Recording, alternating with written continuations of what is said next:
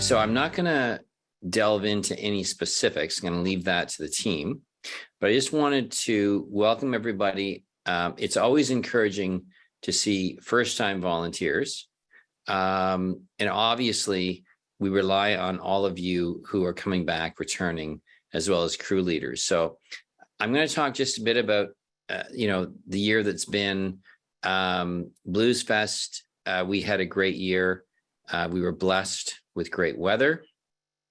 And what we were not certain about until, a month before, we were able to pull off a regular festival. And it was challenging, but it was a great relief after 2 years of not having the festival. So, and I feel similarly about CityFolk in that, last year was an abbreviated version, but we are looking at this 2-weekend model. And what I want to say is that we're going to examine what happens this year and decide whether that makes sense for next year. There's, I think, a lot of advantages to it, but also I'm anxious to hear people's comments about whether that works for them, what their thoughts are, and what they're hearing from patrons. So traditionally, CityFolk has been a 1-weekend event. We've been as many as 5 days, as few as 3. And so we're looking potentially at continuing with the 2-weekend or going back to a single weekend. But we are committed to staying in September, and we'll see after the festival what our plan is. So that's just one thing I wanted to mention. I think, the last couple of years for all of us has been challenging. We've seen so many changes in the workplace, and also the way we have been interacting with yourselves and patrons. We've gone almost completely digital. So CityFolk and Blues Fest have gone to an all digital model in terms of ticket sales. People simply buy their tickets online. And at the festival, we've gone to all digital in terms of payments. So obviously when people arrive, they're using a digital ticket. And then at the festival, the payment options are simply using your PayPal, digital wallet, bank card, etc. So this has been something that has been a great eye-opener for us. It's probably something we could have done years earlier, but the pandemic, I think, hastened the whole movement towards digital payments. And I don't know for those of you, but certainly I feel that I don't carry any cash anymore. Very few of us do. And the reality is that we've gotten used to the fact of not carrying cash. So the move towards digital payments has been a great relief, has also eliminated the need for a lot of volunteers in the back of the house. So whether that is the skimming crew, people are involved in accounting, we don't have any less cashiers, but they're not now dealing with cash, which is a huge relief to everybody. And I think it's been a hugely positive move. One of the things I will mention is that we are using the Square system, which we used at Blues Fest, also at CityFolk. We have disabled the tip function at the festival at all the beer tents. And in what we've decided to do, instead of asking people to tip, we have added $1 to any alcoholic beverages, which is going to go to fund our charitable and help in our volunteer program. So that's something we decided to do, which we feel is appropriate, and it will also hopefully speed up the service and be very clear with the customers as to what they're paying for. So that's a change we're making at CityFolk, and we'll see how that goes following the festival. The only other thing I want to mention is that the advent of us coming back and doing an in-person festival has really shined a light on the fact that we've all missed going out and hearing live music. But even more than that, so many of us have been, stuck on Zoom and at home for the last 2 years, including myself. And one thing I've missed in particular is just being with people. And so we talk about this idea of remote working, which I think is great. It's very positive. We also still need that touch of being in the community and being with people. And if I look at the future of the festival, really it's creating that atmosphere in society where we are getting less and less inclined to meet in person. And so I think the future of the festival is giving people an opportunity to come together, not just in the workplace, but just as friends, family, and a way to connect with each other. And if I look at that, this is really what the festival and success over the years has been about, connecting with individuals who share similar interests and giving people a reason to come together, even for a brief moment, whether that's an evening, a few hours, or a weekend. So I think I'll just leave you with that thought. But as you volunteer at the festival, there's very few positions that you can volunteer for digitally. So we are asking you to come out, and we want to encourage everybody just to say hi to people, coexist with others that share your interests, and enjoy the festival. And hopefully that will lead to others enjoying it as well. So I'm going to leave you with that. I'm going to turn it back to Jameen, and I'm excited about seeing all of you on the next couple of weekends. And I hope we have a successful event. So thank you all, and good luck. Thank you, Mark. Thanks for taking your time. I know you guys are really busy right now too with getting the festival ready. So thanks for taking the time to just share the sort of top level view. So we appreciate that. Okay, so what we're going to do now is a general volunteer information session. So whether you are in a specific area and you think you know what's going on, or you have different rules in your different areas, the information that Anna's going to share with you is for everybody. It's for all the volunteers, whether you're a new volunteer or a returning volunteer. This is important information that you can also find online, and we'll show you where you can find this information and how to access that during the festival. Okay, so thank you for that. Okay, so we're gonna Anna, I'm gonna turn it over to you, and I'm gonna take a look at the chat as we're going, and if there's something, Anna, that is relevant to what's happening, I might just give you a little tap.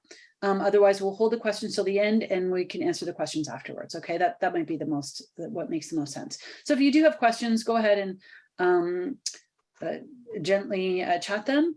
And but now we'll have Anna and the slides take over. So thank you. Thank you, Jameen. You can hear me okay? Excellent. So welcome, everybody. My name is Anna Wood, and I'm the HR manager for volunteer services with both Bluesfest and CityFolk. Been in the position for quite a few years, so a lot of you are very familiar. It's lovely to see you all.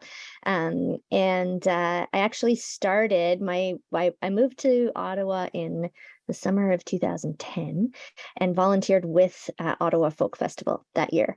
And, I think like Mark was saying, in terms of being able to connect with other people with like interests, you never know where it can lead you. And it's led me here by meeting those folks at Ottawa Folk Festival. I was able to be connected eventually to Mark and his team, and have had a wonderful time with this community, and I'm really looking forward to seeing you over the next couple of weekends. So thank you for coming out to our orientation session. I know that we're all stuck on Zoom calls often.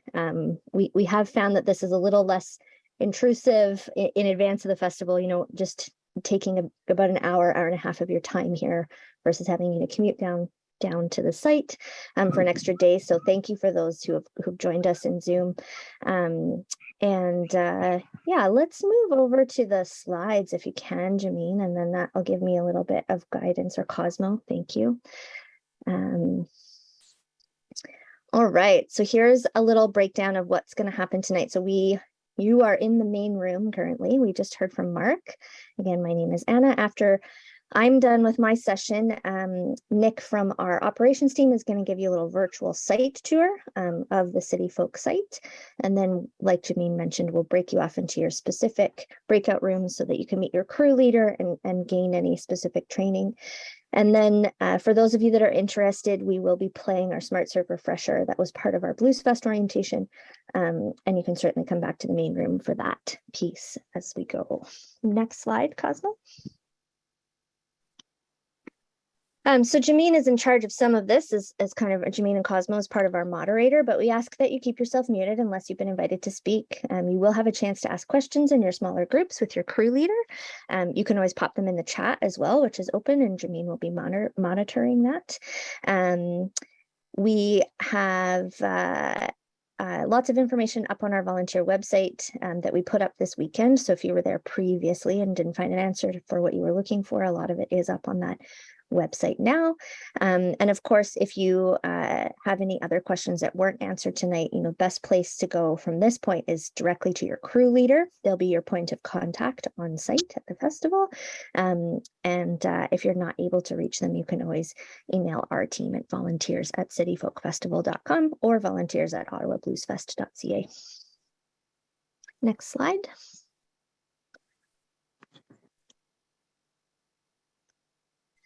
All right, so much of what we cover tonight is available online on our in our training tab and in our volunteer handbook. You've seen a lot of this information previously, including during your registration. This information is at volunteers. Here, I'll put the link in our in the chat so that people can see it there. So it is on our our Blues Fest volunteer site, and there's a specific tab there that's training for CityFolk. So if you can access our code of conduct there, our volunteer handbook, hours of operation. Our parental permission form is there for any of our youth volunteers between the ages of 14 and 17. There's also some Smart Serve information up there as well as part of our training tab. So that's a great kind of stop for everybody to see how things are going. So a short, brief version of volunteer conduct. Bottom line, remember that you're an ambassador of the festival. So we're asking you to attend all the shifts you've signed up for. So if you have signed up for more than what the shift minimum is, we're expecting you to be there for what you have committed to. If you are in need of missing a shift or going to be late, we ask that you inform your crew leader. Being kind and respectful to everyone that you work with. So that's fellow volunteers, crew leaders, staff, security, patrons.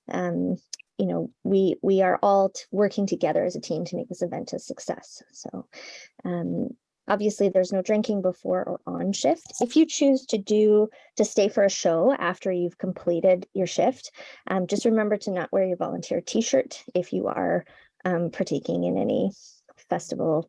If you buy yourself a drink or whatever, we just ask that you not be drinking in your volunteer shirt, and to obviously follow all house policies and code of conduct. Next slide.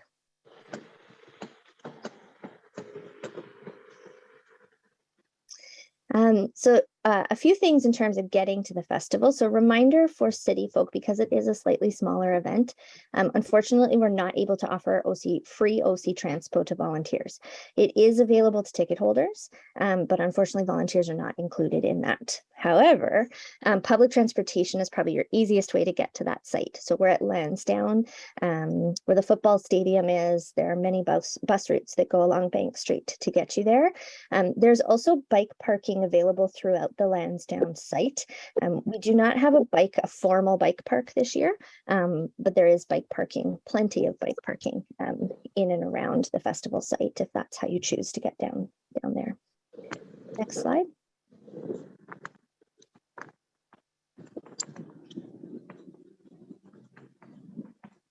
All right.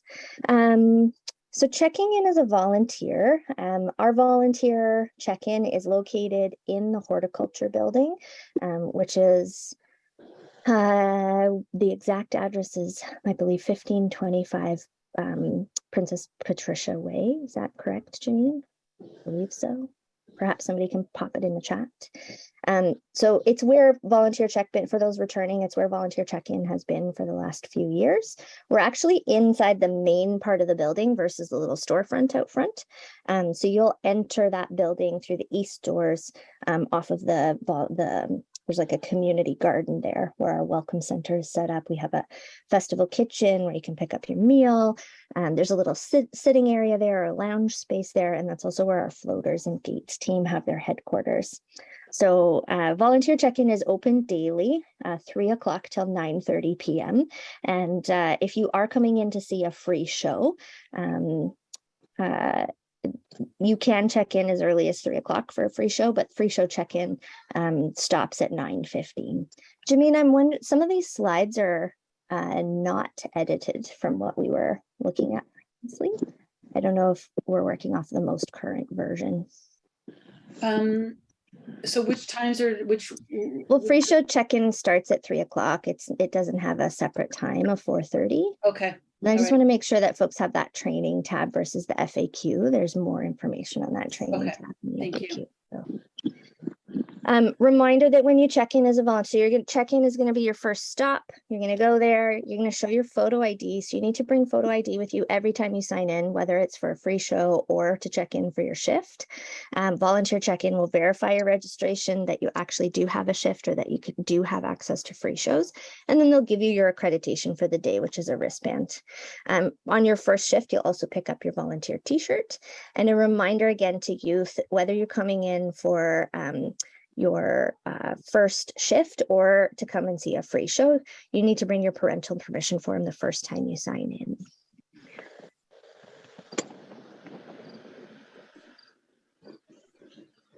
Next slide, there we go. Okay, so volunteer meals for 2022. For those of you that were at Blues Fest, we tried a little bit of a different model and we're going to carry on that model to CityFolk. So you'll receive a meal voucher for every shift that you work. I apologize. There's a toddler yelling in the background of my house, if you can hear that. Hopefully it's not picking up through the mic. So Festival Kitchen is at Volunteer Village. They're open from 3 o'clock to 9:30 p.m. daily, and they have a boxed lunch option from Olga's Catering.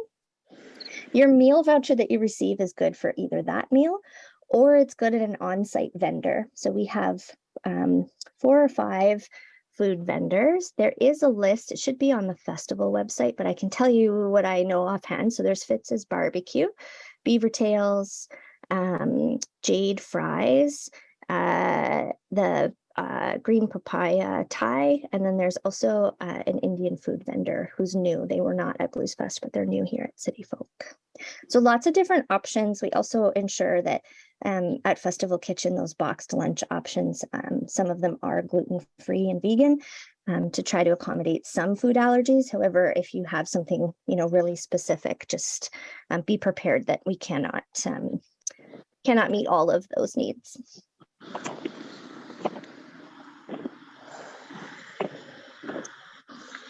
All right, so like I said, the volunteer handbook is on that training page. It's worth taking a little read over. It's probably the most information that you'll see there, but there are some things in there about what you can and can't bring on site. So I would review those festival policies. You can also find them on our main festival site, our CityFolk Festival site, in terms of what size bag is allowed in, what type of camera, anything other than that, you can take a look through that list. But a reminder that there is a volunteer bag check at the Welcome Center. So Welcome Center is open from 3:30 to 11 o'clock. So that time is wrong there on the slide. So it's 3:30 to 11 o'clock p.m. And it is a supervised bag check by our Welcome Center volunteers. So if you don't want to bring your bag on site, or you want to leave your jacket there, or whatever you need, you can leave that there. And a reminder that only sealed drinks are allowed through the festival gates. So you can go through with a sealed beverage. If you pick up a pop or a bottled water, for example, from Festival Kitchen, you can go through the gates if it's still sealed. If it's opened, they're going to ask you to dump it out. There are refill stations on the festival grounds, but just keeping in mind to expect that at the festival gate.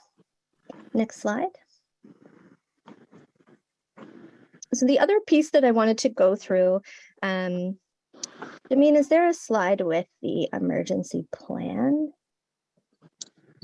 Like the map and stuff? Yeah, that's the next one. And it was just Okay. a screenshot of of what you wanted. So Cosmo, if you advance the slide just one, please, and then we might go back to this one. Sure. And there's no way to zoom in on that, is that right? No. Okay. So let's go back to the previous slide then. So I'll just chat a little bit prior to kind of reading out this slide, but chat a little bit about our emergency plans. So part of our organization is that we have a very thoroughly annually reviewed and written emergency plan for both of our events. We have a team of key decision makers that are part of our emergency control group, which I sit on, in terms of, whatever kind of situation we're faced with, we meet as a group in order to ensure that we're, making the right decision and relaying that information to our respective departments. So in the event, typically it's usually only been weather events that cause an emergency evacuation to be required. So to prepare you, if that were to happen, we just wanted to give you a bit of background information, and your crew leader will have this information with them as well. So there are 5 levels of an emergency. Green is something pretty minor, so it might be like a really minor injury that maybe goes to first aid, like a cut or a scrape or something. But it gets resolved very quickly and doesn't really require multiple teams to gather on that. There's also a level yellow, which is a little bit more serious, and it's specifically centered on a location. So it might be something that's happened specifically in a tent, like in a beer tent, and it only affects the team that's there. There's a level orange, which is basically like you stop service, you're in standby mode because you may need to leave the main field and you may be asked to evacuate where you are. So sometimes that comes into place if we know that there's weather in the area and we've received kind of a watch. We'll inform our crew leaders, if you're a roving team, you'll stay close to home base and you won't be out in the field, and to kind of be ready to go if necessary. A level gray would be a situation where you were asked to evacuate. So in that case, there are 2 emergency evacuation locations for our volunteers. So this year for this festival, our volunteer body is about 400 strong. Our horticulture building, the capacity in it is 1,100. So our volunteer emergency evacuation location would be inside the horticulture building, which is where volunteer check-in and our admin office are. So that's our primary location if we do have to evacuate the field. The primary location for patrons, if they have to evacuate the field, is the arena at TD Place, and they access that through gate 4, which is at the back of the field. If for some reason horticulture building is not available to us as a volunteer body, we would be going inside the arena with patrons at TD Place. Ultimately, the way the communication train works is, that decision of what level we're at or what action needs to be taken comes from the emergency control group to the various teams. So it would come from me down to your crew leaders, who would know what step to take next because of the communication that they've received, including when they get an all clear. So if you've had to evacuate to the horticulture building, you might hear chatter that like, oh, everything's fine and we can go back on site, or maybe this one team got released, but my team hasn't. You really do need to follow the very clear instructions from your leader in terms of waiting for that all clear for your team specifically to return to the site. Next slide. So I believe this is posted on the website. I'll double check tonight just to make sure. But it goes through the steps of, if an emergency is occurring in your area, your first step is your crew leader, because they have a two-way radio on them. They can reach first aid, they can reach security if required, they can reach our volunteer services team. It goes through, if the field does need to be evacuated, what our two locations are. There's a handy little map there. And then the other expectation is if we ever had to evacuate the whole festival site, it is your responsibility to ensure that you've connected with your crew leader. So if you are on shift and you have evacuated with your crew leader, you need to check in with them so that they can take your attendance. If it's a case where you've actually had to leave the festival site and you're not returning, we want to know that you're accounted for. So you need to reach out to your crew leader. Email is best, just to say, like, I was on shift tonight, I'm safe, I've gone home, the end.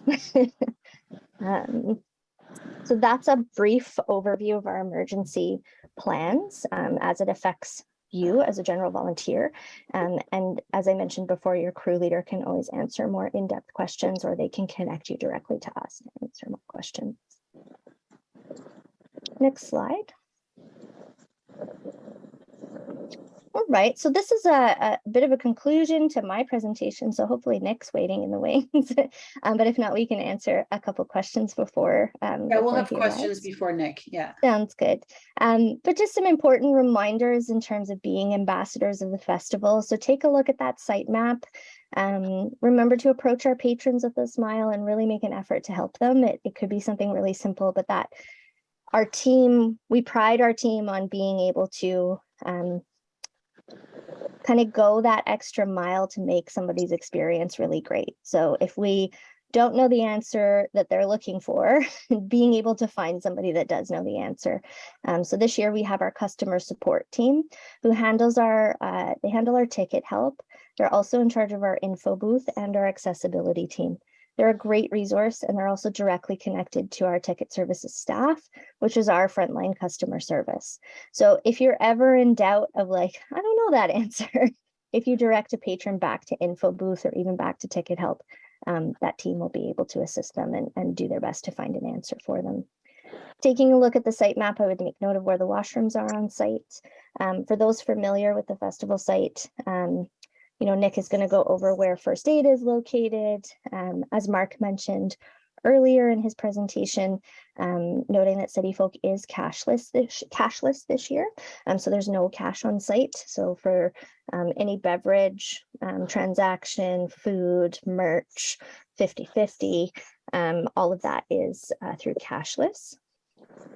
If you do encounter a lost person, sometimes that's a kid who's lost their parent or a parent who's lost their kid, the muster point on site is info booth.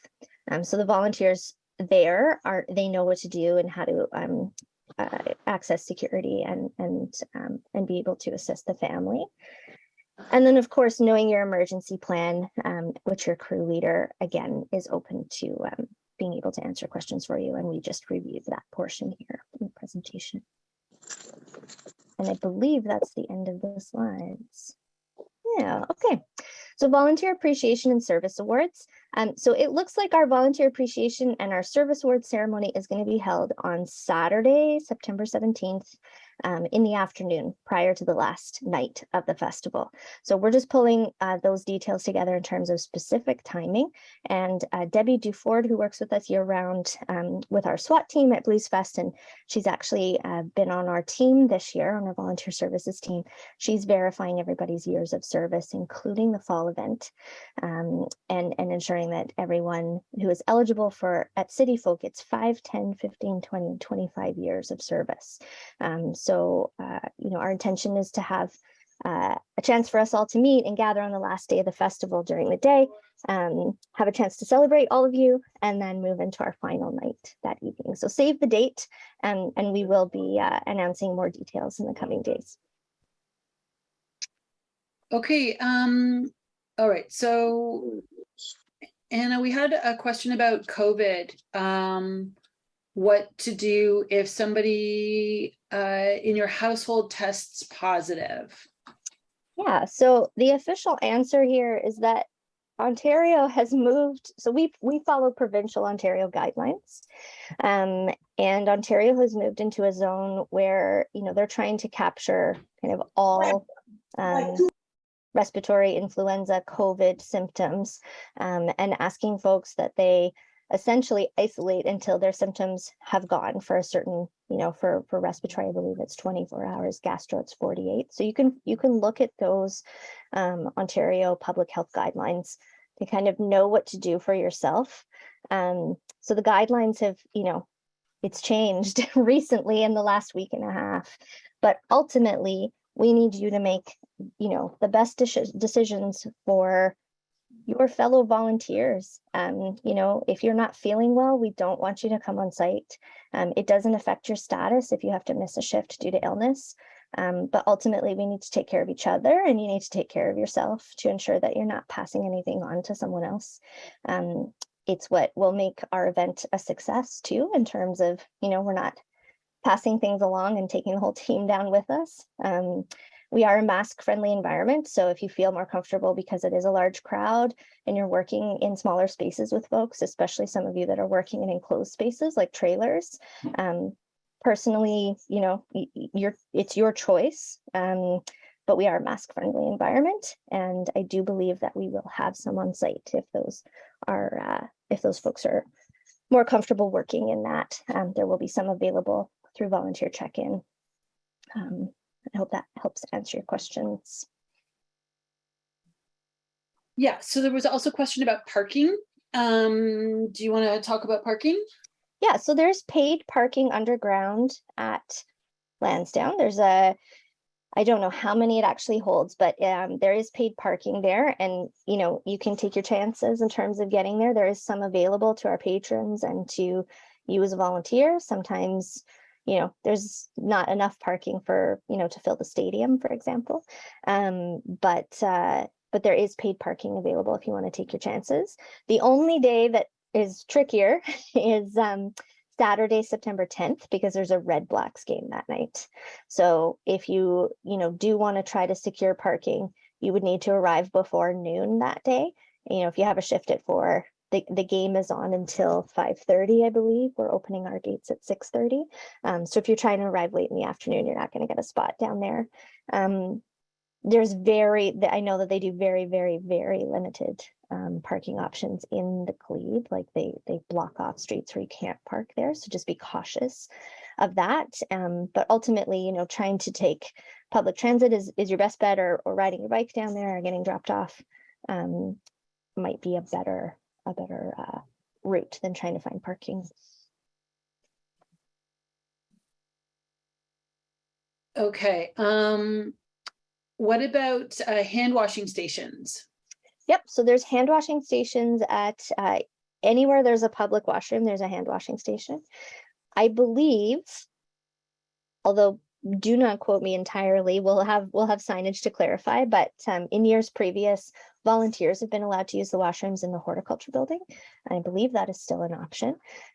So that is available to you in terms of being able to wash your hands with soap and have a good and do that piece. But there are hand washing stations throughout the site. They're usually located near, you know, our washroom banks.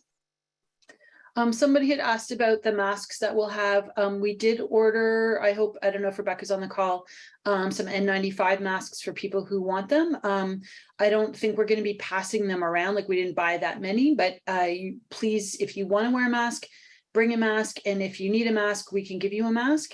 And that's about it for masking.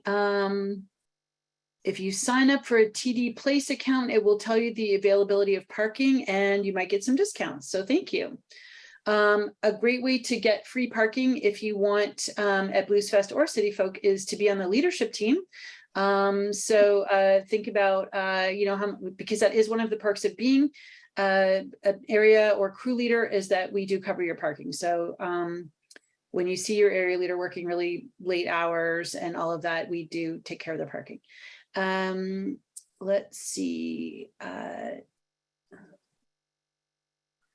put the address of the horticulture building in the chat, so if anybody needs the address.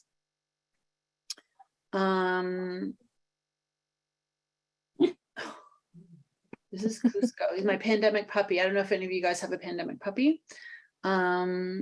Okay, so Judy's asking about Bluesfest or CityFolk website for info. If you go to CityFolk, it will take you to the Bluesfest website, where we have combined CityFolk and Bluesfest information.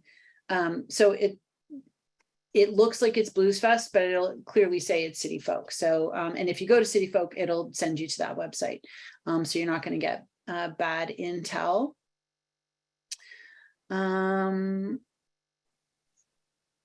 With the tip option, yeah, it should save time for everybody. And smoking section, maybe Nick can talk about that when he's giving us his site tour. There was a large smoking section at Bluesfest.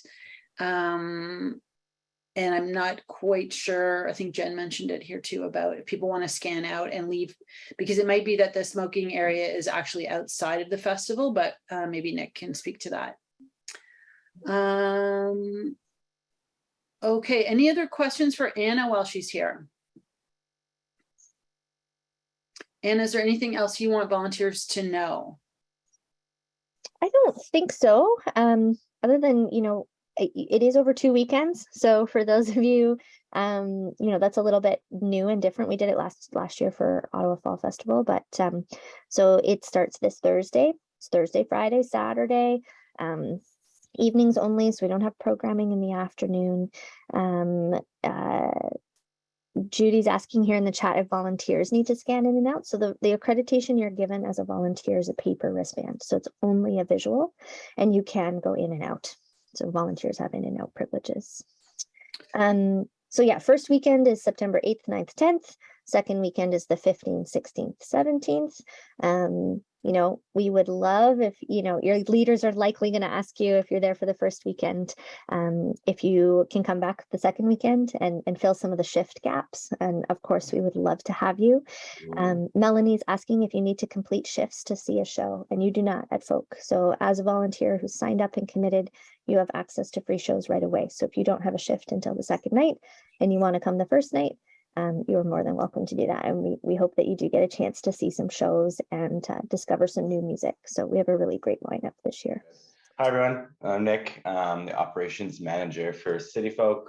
I also have the same title and role for Bluesfest, so some of you might recognize me. And yeah, I'm going to take about 10-15 minutes, and I'm just going to go over the map quickly with everybody and kind of give you a site orientation before you get there.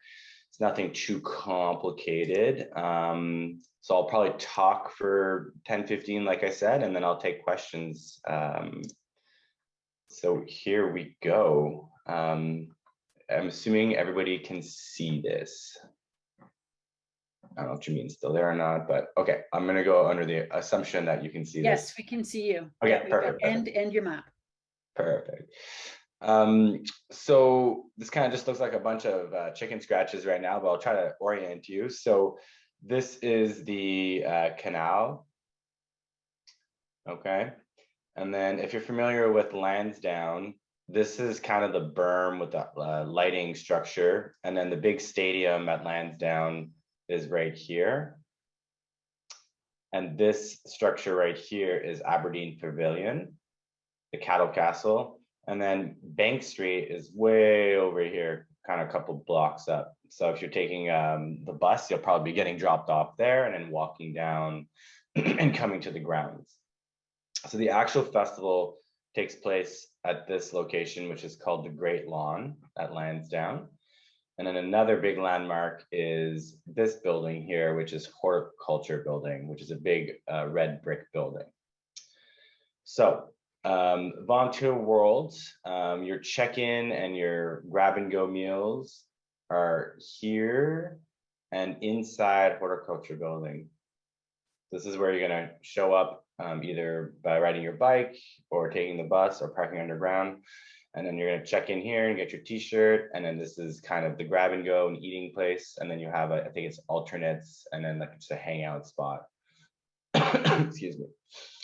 So this is kind of the home base for the volunteers. So if you go south on the map, You're gonna walk down here if you're a volunteer or a patron, and these are our main gates right here. So there's queues that are gonna be laid out and security checkpoints, and this is our main gate here. Outside of our main gate, we've got a tent and an office, and this is the ticket help. It's pretty much 100% digital on site for tickets, but this is a ticket help location where they can troubleshoot problems or where they can provide you with the QR code and you can scan and purchase tickets. So this is ticket help and this is main gate. As you enter, the first two tents that you are exposed to are an information tent right here, and then the accessibility tent right here. Just moving along, this is a TELUS activation, not really important for you. Here we have the merch tent. So there's a merch tent and a pod behind it. Here is the silent auction tent, and beside it we have the 50/50 tent, and then we have another activation that's a radio station. So to keep going Hey, down Nick, the did you line- point out the floaters and gates tent? the floaters and gates tent There's a question here. here? Yeah. Yeah. Okay, thank you. So Sorry, that's I called them alternates. They're floaters at They're City. floaters, yeah. Yeah, I thank get you. the names mixed up. Sorry about that. My fault. Yeah, no problem. So if you move down the line here, this is the first aid kind of center. There's a tent, they have a trailer, and there's a water station as well. So this is first aid, home base. And now I'll go over the three main beverage locations on site. So we have beverage 1 right here. We have beverage 2 right here, and beverage 3 right here, which is actually a mobile trailer unit. So these two are tents, and this is a mobile unit. So the mobile unit is actually ran by the Hawker team on site, which is also their home base right here. So the other two locations that are going to be serving are the VIP area, which is right in the middle here. And they have their own tent serving this way. And then there's another VIP area called Casino Suites, which is right here, where you can also purchase some alcohol and food. So all these green rectangles here represent trailers, and this is kind of our food vendor kind of half circle. So these are all food vendors. So patrons can purchase meals, and then volunteers also have vouchers where each vendor has a specialty volunteer offering for that voucher. So this is the food vendors here. I'll just quickly talk about a couple other areas that most of you probably don't have access to, but it's good to know what they are and where they are. This is Green Team home base. And then this is kind of our logistics compound. So you've got inventory control or site services and logistics kind of all operate out of here, but it's kind of not really accessible to most people. And then we've got the big show. So here we go. This is backstage of our main stage. And this is our main stage right here, number 1. And then the last thing I'm going to point out before taking questions is just outside, I'm going back to the main gate here. So just outside of our main gate, there's going to be 2 trailers right here. And these are 2 security trailers. So if ever you're looking for security, just knock on that door and they can help you with something. That's it for me. I'm going to share the animated map just quickly. So this is, I went over the more complicated map first. These are kind of the key locations that I was talking about. A little bit of an easier representation to interpret. There's a lot of lines in AutoCAD. But again, the same thing, it's the Great Lawn. You got your main stage here. You got your 2 VIP zones. You got your 3 beverage locations. First aid. You got your main gate, ticket help, and then security trailers are actually here as well. And then you have the check-in center for volunteers, and then a bit of a volunteer village here. And that's basically it. So Canal, Bank Street's way over here. And that's the general layout of the site. So I'm open to take questions for a little bit. I don't know if Jameen, you want to moderate. If there's something, I'll keep sharing my screen in case the questions are site specific. Yeah, there's some questions about toilets and washroom access. Sure. So like inside the grounds, there's these number 11s, these pink squares here are washroom banks. So there's a washroom bank here, here, here, here. And then also Aberdeen Pavilion, this back little corner here is washrooms that are open to the public all the time. So you have like flushable toilets and it's open to anybody and everybody. And then there are also washrooms inside of horticulture, which is the red brick building. Yeah, and I think volunteers are going to be allowed to go through horticulture, right? Yeah, so there's a couple washrooms. There's 3 or 4 washrooms right here, and volunteers, as far as I know, have access to these washrooms. But there's washrooms here, and there's tons of washrooms here. Like, there's only 3 or 4 here. There's probably like 30 washrooms in here. So Are the Aberdeen washrooms open? yeah, they're open to the public all the time. Yeah. Okay, all the time. Great. Okay, so that's a huge bunch of washrooms where there's running water, so you can wash your hands. Yeah, that's outside of that's inside the main gate. Yeah. Outside the main gate. Okay, so you would need to leave the festival and then come back if you want to use those.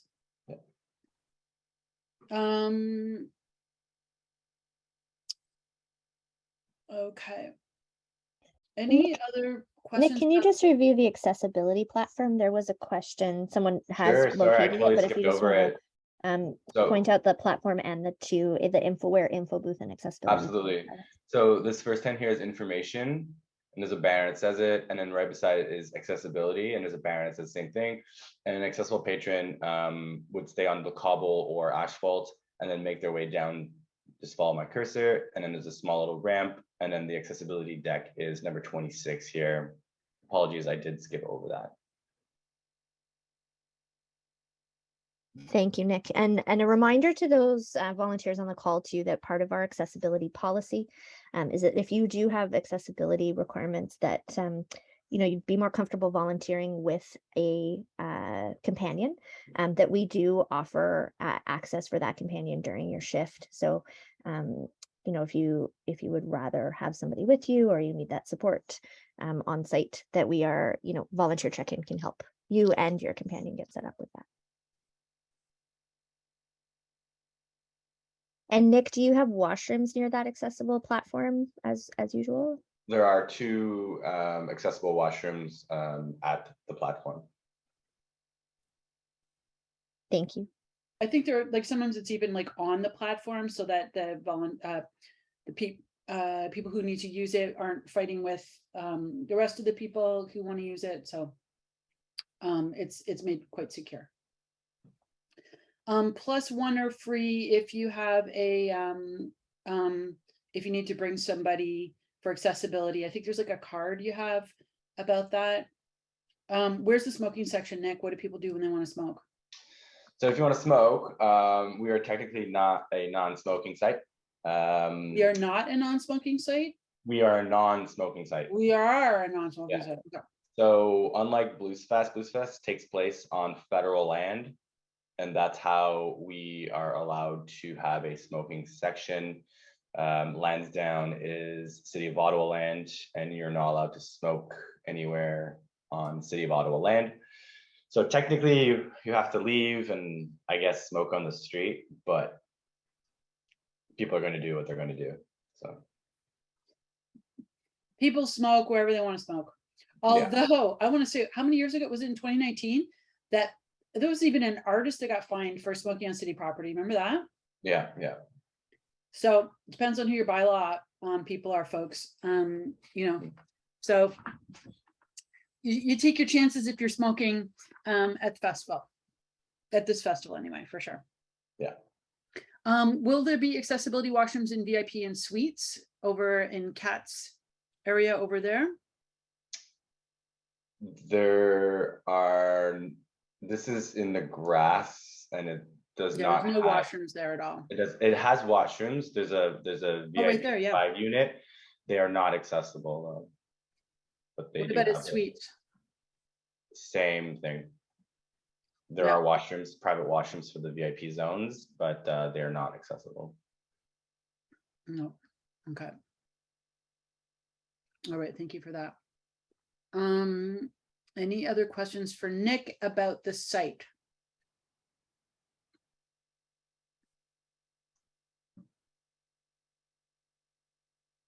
Going once. Going twice. Seating for people with chairs. It's like usual, right? There's just like we draw a line and say, can't have chairs. For lawn chairs? Yeah. That correct, exactly. Yeah. You can bring your chair, but you just can't bring it close. Yeah, we usually keep the first third of in front of the stage for standing people. How do area leaders get inside if you drive? You go into the parking lot and then you bring your ticket to festival administration and you get a different ticket. You'll see. B3 is for hawkers only. Correct. Is B3 just for hawkers only? Okay. Merch tent, what do you mean? Oh, where are the merch tent and the fundraising tent? They are right here. So you got your main gate, and then this is the merch tent, and then the fundraising tent here.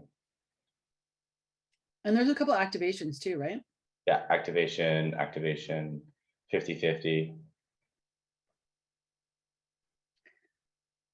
Yeah, and the to be clear, yes, there is no smoking section in City of Ottawa property, and there's no smoking in the at the City of Ottawa. Correct. That is what you say. So if somebody says, where can I smoke? The answer is there is no place where you can legally smoke. Take it up with the counselor. That's right.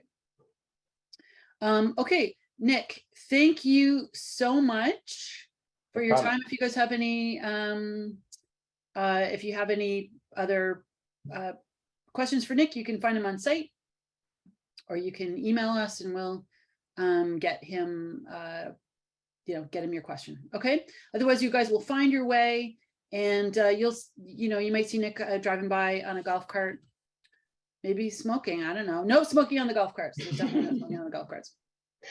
Yeah, Okay. thanks everybody. Hopefully Okay. I'll see a bunch of your faces on Thursday. Have a good Okay, night. bye, Nick. Bye. All right. Thanks everybody for hanging in. We are right on time. I love it when that happens. Our next thing is for you to get into your breakout rooms, and Peter Zanette wants us to know that he's coming back for his 28th year at CityFolk. He is an OG. Woo-hoo-hoo-hoo. So if you've been to CityFolk, you have seen Peter. He's around.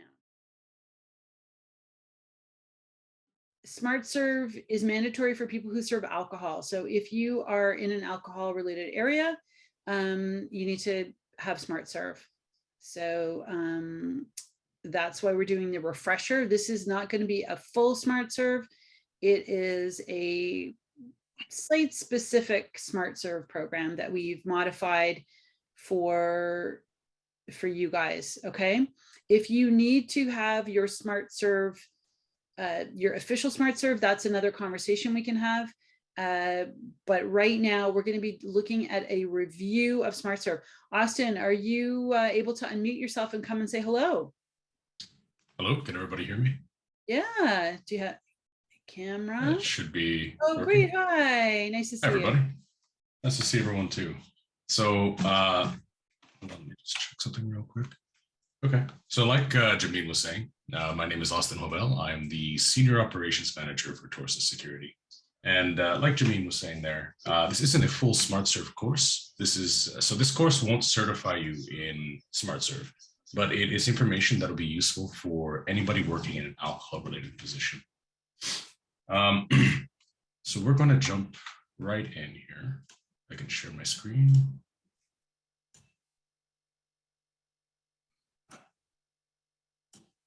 Can everybody see that? Yeah, good. Okay. So Smart Serve, just to explain a bit about Smart Serve. Smart Serve is a license given by the AGCO, the Alcohol Gaming Commission of Ontario, for anybody that's working in a licensed area. So any area that sells or serves alcohol. It is a mandatory license through the AGCO. And what it does is it teaches you, it's like a 4-hour course. It teaches you everything that you need to know when it comes to serving, selling, or handling alcohol. So the liabilities involved in it, the potential issues that may arise, and how to do things like prevent those liabilities.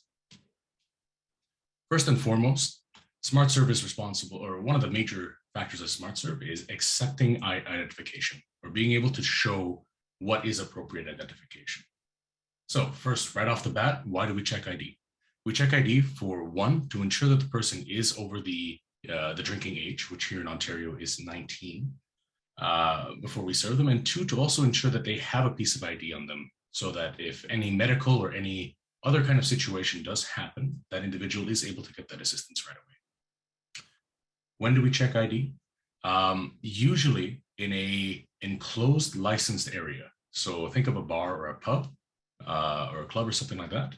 SmartServe would be checked at the front door by either a security or a trained personnel. However, at Bluesfest, the checking of identification, and Janine, you can correct me if I'm wrong here, is done at the beer tent itself. So for an ID to be acceptable, okay, it must contain the following 5 things. That ID must have a photo, so a photo of the individual that you are checking. That ID must have a birth date. It must be a government issued piece of ID. And it must be, all this information must be on one piece, and that piece must be valid. The reason why the ID has to be valid, so according to SmartServe, we don't accept any expired identification.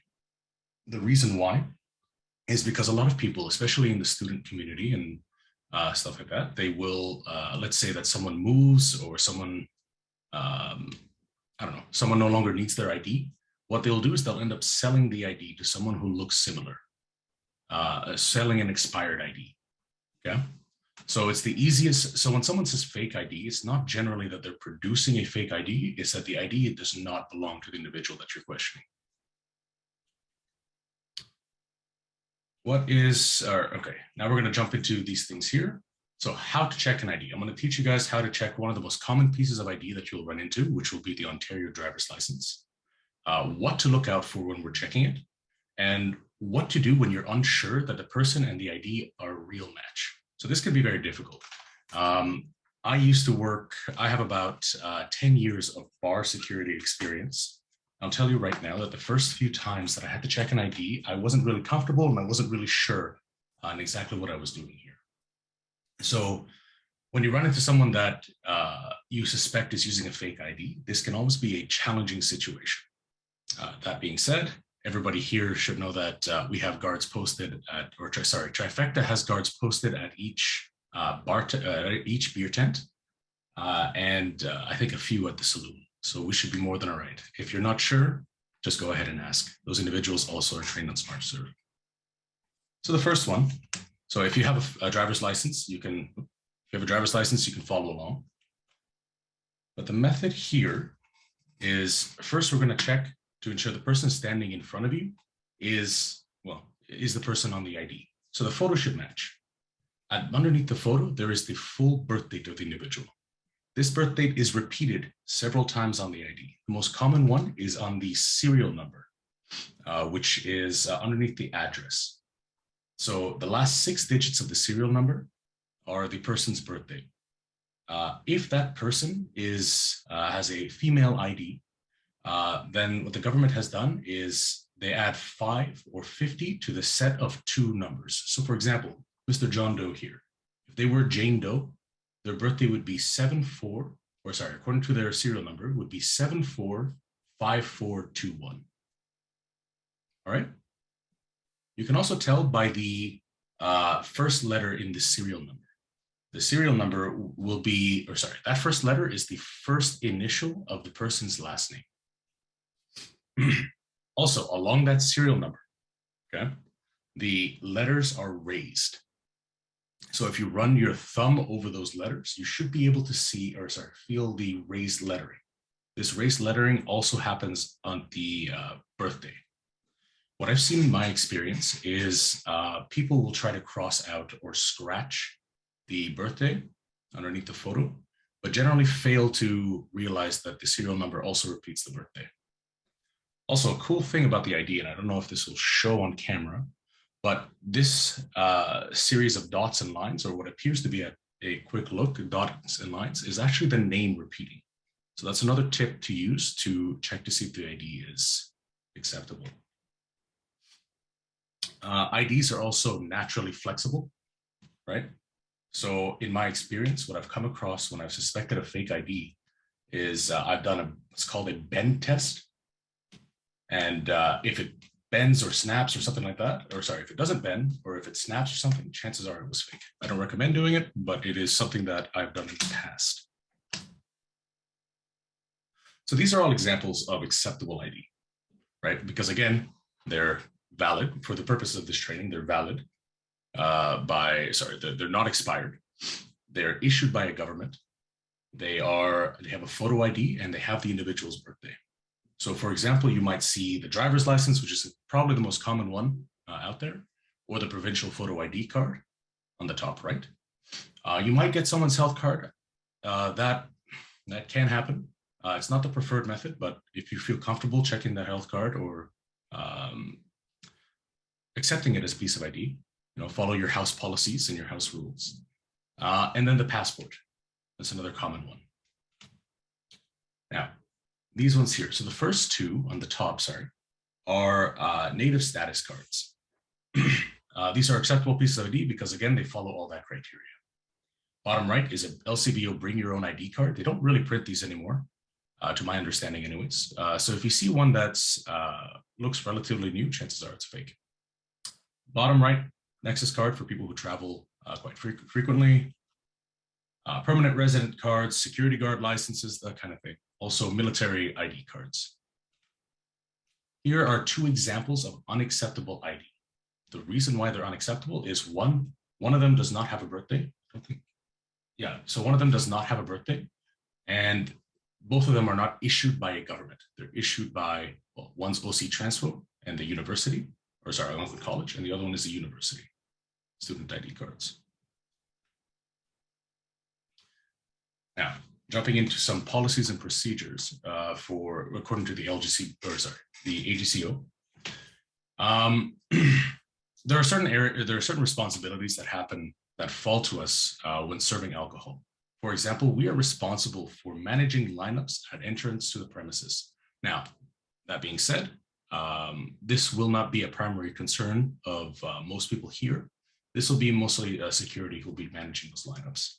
But please, if you do see someone, and I'll cover the signs of intoxication in a bit, but if you do see someone that looks intoxicated, please let one of us know. It'll make our job a hell of a lot easier and make sure that we're compliant. Overcrowding, we don't have to worry about. Okay, house policies. So I used the word house policy before. The important difference between a house policy and a law is that a house policy is, it may not be illegal or against the law for someone to do something or not to do something in the confines of the house policy, but it is against the rules of the event. So for example, Blues Fest, we have many different rules. It may not be illegal for this individual to let's say smoke to smoke, right? But according to the house policies, they're designated smoking areas. This applies to Smart Serve and to any alcohol-related area as well, because it is illegal to have any smoke in a licensed area. Okay, so there are designated areas there. I want to talk about the Big Five, the AGCO infractions, also known as the Big Five. These are incredibly important to the Alcohol and Gaming Commission of Ontario. The first one is drugs. No person, I'll give you the bit of legalese before, is that no person is to consume illicit narcotics in a licensed area. So any illegal drugs cannot be consumed in a licensed area. Capacity, you don't have to worry about capacity. Our staff take care of that. But when it comes to capacity, it's all licensed areas shall maintain a capacity. Intoxication, this one's incredibly important for everyone here. No persons shall be continued to be served while under the signs of intoxication. So we'll talk about that in a second. Security you don't have to worry about, and IDs. IDs are all persons shall be checked for IDs. So those are the Big Five infractions for the agency. Now, I want to move on to recognizing intoxication. So recognizing intoxication can be a bit of a challenge. For example, there is a difference between what is considered drunk and what is considered intoxicated. You are allowed to be drunk in a public setting, right? You are allowed to enjoy alcohol, have a drink, that kind of stuff. What you are not allowed to do is be intoxicated. So how do you tell the difference? So generally speaking, in my experience, what I've done is I always try to look for at least 3 to 4 signs of intoxication to tell if someone is beyond the point of intoxication where I should stop serving them, or I should make sure they find a safe way home. First one, inappropriate speech volumes. So this may be difficult in a concert setting like Blues Fest, but if you notice that there's a frequent change in the individual's speech pattern, like the tone, or sorry, the volume of their voice, this might be an indicator that someone is intoxicated. Okay. Not reliable in a Blues Fest setting because, again, of the concert venue itself, or sorry, the concert setting of itself, but it's something that we can keep an eye on. Loss of fine motor controls. So this might be readily apparent to a lot of people working in the beer tent. For example, I think we were using a token system. Let's say that they have trouble manipulating the tokens or counting out the tokens or something like that. They keep dropping them, they keep fumbling them, something like that. That is a loss of a motor function or a fine motor skill, which is a tip that someone might be intoxicated. I want to preface this by saying that no single one of these can prove intoxication. It's a combination of each one. Pace of speech. Sorry, pace of speech is is a big tell as well. So let's say that someone, again, noticing that speech pattern, someone starts to talk incredibly quickly after speaking slowly, right? It's a sign of either duress, some kind of condition, or intoxication, right? So it's something, again, not just that can prove intoxication, but the difference, noticing the change in someone's speech. Inappropriate sweating. As you can probably tell, I sweat quite a bit. It's not that I'm intoxicated, it's that I just happen to sweat. But if you notice someone is sweating a lot, right? Especially in that queue line, or there's anxiousness or anxiety coming up to the line, it may be a sign of intoxication. Again, combined with everything. Red eyes. Red eyes are generally a sign of intoxication, as well as various other things. Poor communication, slurring words. There's a big one there. Slurring words. So again, I have to preface this. There are a lot of conditions and medical conditions out there that have these similar signs of intoxication. So what we have to do is be aware that not every single one of these alone is a sign of intoxication, but a combination. Again, like I said, I usually picked about 3 to 4. And at that point, I would then conduct an investigation and speak to the individual. So slurred speech, shallow breathing, tiredness, all this kind of thing. These are things that you're going to normally run into at an event. And yeah, they can be difficult to deal with. So it's important to keep an eye out for multiple signs of intoxication.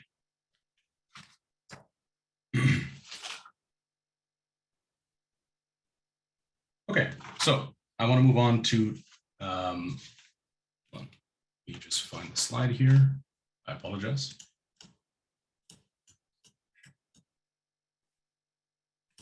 Yeah, hold this one up so everybody can see that. Let's go on to liability.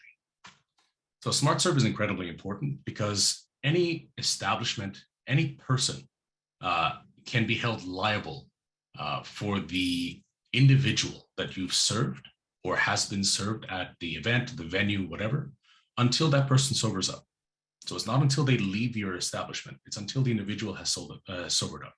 So if you, just to reiterate, if you have served the individual alcohol, you, the event, the organizers, all that kind of stuff, the security guards involved can be held personally liable if this individual does get into a car and does drive away, or does hit something, or hit somebody, or God forbid, something happens. That's the dangers of consuming alcohol, and that's one of the many dangers of over-intoxication. So, in a famous court case, One famous, sorry, I'm just pulling up that thing here. It says in one of these famous court cases, when a customer, an establishment and the bartender of this establishment were fined $400,000 for when a customer drank 10 bottles of beer and then killed 3 people and injured 2 others in a car accident. It's unfortunate, but these kinds of things happen all the time. So it's important that we take the issue of intoxication incredibly seriously. And again, if you're not sure, just ask. All of the staff all of the guards that will be in your area have been trained and have club experience, bar experience, stuff like that. So they'll be able to assist as well.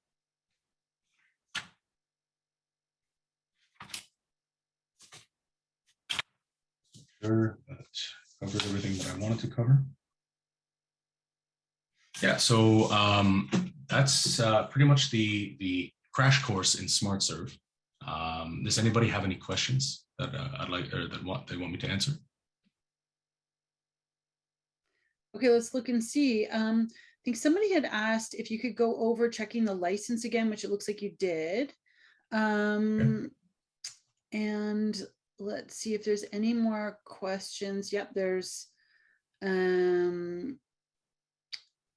Smart Serve certification info and all that. So yeah, I think we're good. Smart Serve, I just answered that one. Smart Serve does expire now. There was a change in the legislation. Anybody who received it, I believe, before 2018 has until next year to renew. Okay. So just a heads up on that one. Okay. All right, anybody else? Let's see.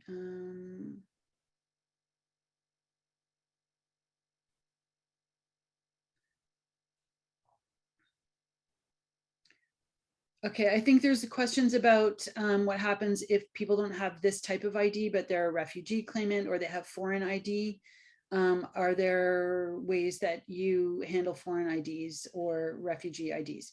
So the way that the legislation reads is that as long as it contains the four requirements, again, here, I'll pull that up. So everybody has this here. I know I listed 5, but it's the main 4. The photo, the birth date, the ID is valid and it's government issued. It is still an accepted piece of ID. Now, dealing with any ID that you are unfamiliar with is always a nightmare. That being said, if you have any questions regarding this specific piece of ID that you're dealing with, ask if you're, for example, if you're at saloon, ask the saloon pit boss that we have there, the security guard. Ask the security guard, they should be able to perform an ID check. Okay. Is there a way you could go back over the license? Like how to look at a person's driver's license? Absolutely. Let me pull this up. Okay, so I'll run it with mine here. I'll try to cover my information here, but I don't know if everybody can see that. Right. So the first thing I do, oh, my camera's blurring. Yeah. The first thing I do is I always check the face of the individual that I'm carding. Right. So always make sure, stay away from things like that are easily changeable, like the hairline or hair or facial hair, stuff like that. Look at more of the permanent features, such as someone's cheekbones, their nose shape, stuff like that, stuff that are not easily changeable. Once I've confirmed that, right? Once I've confirmed the photo matches the individual that I'm carding, I then run my hand. Run my hand over the serial number or my thumb over the serial number. That tells me if it's raised, that tells me that the ID is proper. It has been issued properly. So the serial number or the birthday at the bottom underneath the picture. Okay. Then what I do is I'll check the birthday underneath the picture and I'll check the serial number itself.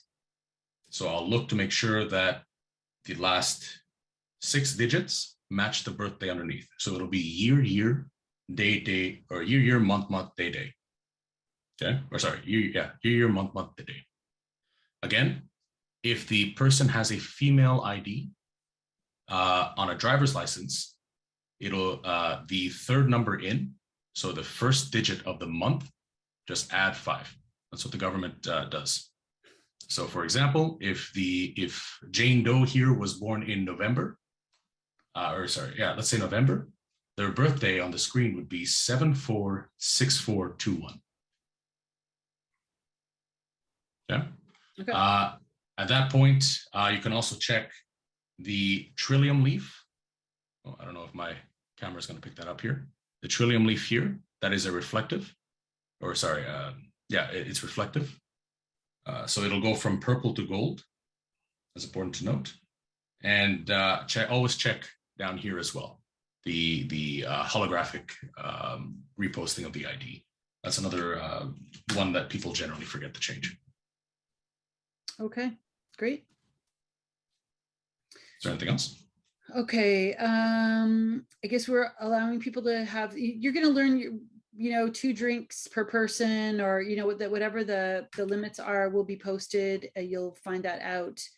If you want to do a smart serve, there's information if you scroll up through the chat, or you can look on the training tab in the volunteers website. I see someone said beer tents don't use tokens. Thank you for correcting me. So the easiest way then to check for the fine motor skills is when they present you their license.